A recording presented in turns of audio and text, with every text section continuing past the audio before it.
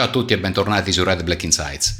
Oggi affrontiamo uno dei temi più caldi e dibattuti del nostro calcio, soprattutto alla luce della recente e cocente eliminazione dell'Italia dai prossimi mondiali, cioè il problema dei giovani italiani e del loro utilizzo da parte dei club di Serie A. Attenzione però, la questione fondamentale non è quanti debbano essere, bensì quando e come debbano scendere in campo. In questa analisi andremo oltre il solito e comodo alibi del diritto europeo, smontandolo pezzo per pezzo e osserveremo quelli che sono i modelli strutturali già in uso nella Lega di Serie A, paragonandoli a quelli molto più efficaci adottati dalla Federazione Italiana della Pallacanestro e da quella della Pallavolo. Attualmente viviamo un vero e proprio paradosso sistemico. Il sintomo è devastante ed è sotto gli occhi di tutti. Abbiamo subito purtroppo 3 esclusioni consecutive dai mondiali di calcio. La diagnosi del declino tecnico è nota e condivisa da anni, eppure la terapia per risolvere questo problema strutturale viene sistematicamente ignorata. Il paradosso sta nel fatto che la cura esiste ed è già operativa in Italia. FIP e FIPAV hanno risolto il problema della formazione giovanile non con belle parole o buoni propositi, ma applicando norme stringenti in tempo reale. Regole che costano care se vengono violate. Quando si propone di proteggere i talenti locali, la risposta più diffusa è che le quote sono purtroppo vietate dal diritto comunitario. Questo però è a tutti gli effetti un falso alibi. È assolutamente vero che la storica sentenza Bosman del 1995 ha vietato la discriminazione diretta basata sul passaporto e sulla nazionalità civile. Tuttavia, se guardiamo alle sentenze più recenti della Corte di Giustizia, dalla Bernhard fino alla Royal Antwerp del 2023, emerge un verdetto giuridico inequivocabile.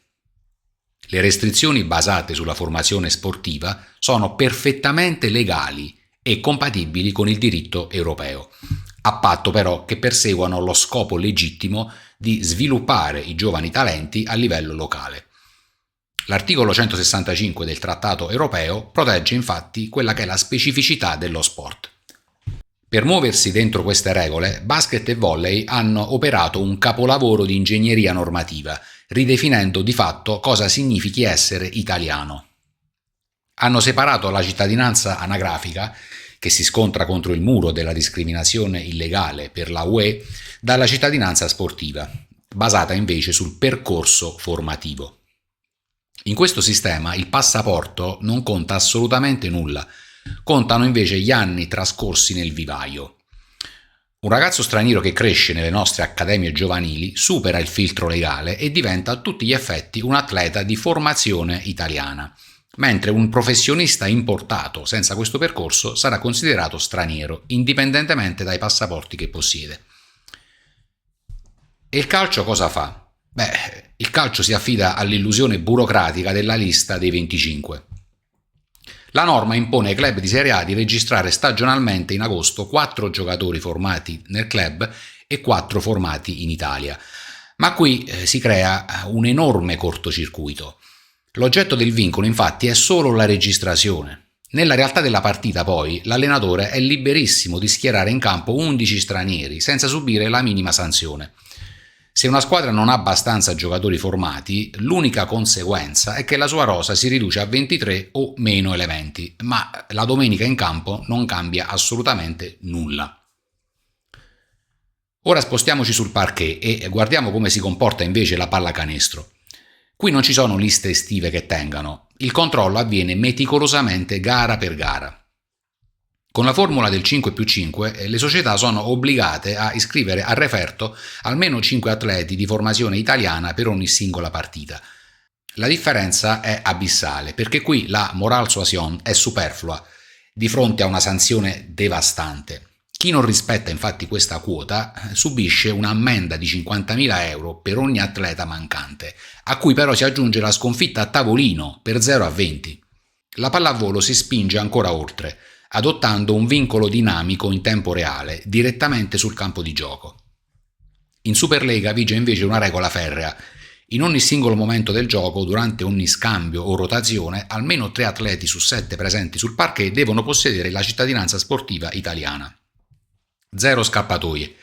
Il vincolo si misura sull'effettiva presenza fisica.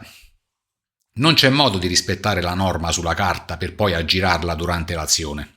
Se per errore ci sono 5 stranieri in campo contemporaneamente, la gara diventa irregolare all'istante. Osservando questa matrice diagnostica, le differenze di sistema appaiono lampanti. Il calcio si basa su liste stagionali statiche, lascia totale libertà in partita e penalizza solo a livello burocratico con tagli alla rosa. Il basket invece sposta il vincolo sul referto e lo fa rispettare con multe salate e sconfitte a tavolino. La pallavolo esige addirittura la presenza fisica continua in campo e punisce con pesanti ripercussioni sulla omologazione della gara. Il calcio tra i tre è clamorosamente l'unico sport a permettere che le regole sulla formazione vengano rispettate solo ed esclusivamente sulla carta. Naturalmente bisogna essere onesti e considerare quelli che sono i rischi del mercato. Imporre quote crea ovviamente una domanda drogata.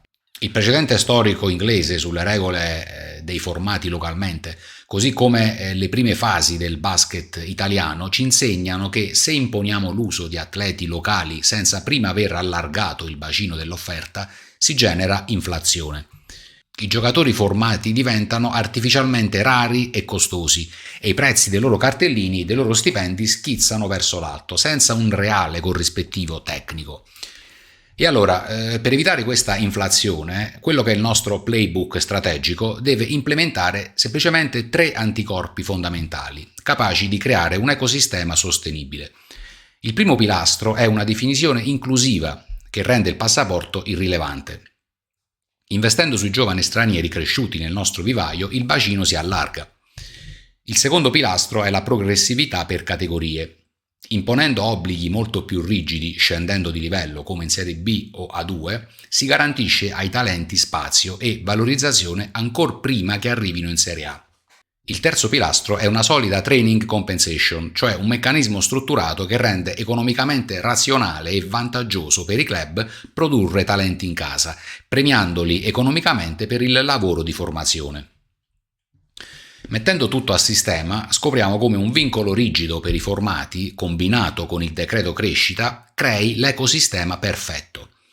Senza le quote obbligatorie, infatti, il decreto crescita ha attirato una valanga di stranieri spesso mediocri, scelti solo per il basso costo. Ma introducendo le quote in campo, gli slot per gli italiani diventano blindati. A quel punto il vantaggio fiscale cambia natura.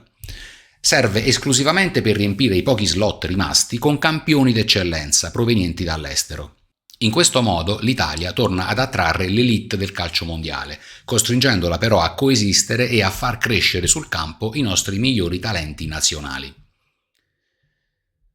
Passare dalla teoria alla pratica richiede quindi un blueprint in 3 semplici mosse. Primo, abbandonare il criterio del passaporto per adottare esclusivamente quello della formazione sportiva. Secondo, spostare l'intero sistema di controllo dalla statica e inutile lista di agosto direttamente al referto di gara. Terzo, introdurre vere sanzioni sul campo in caso di violazione, come penalizzazioni, multe salate e sconfitte a tavolino, insomma dei veri e propri deterrenti. Lo spazio normativo per fare tutto questo già c'è e il diritto europeo, lo ripeto, non è un alibi. La pallavolo e il basket ce lo hanno già dimostrato.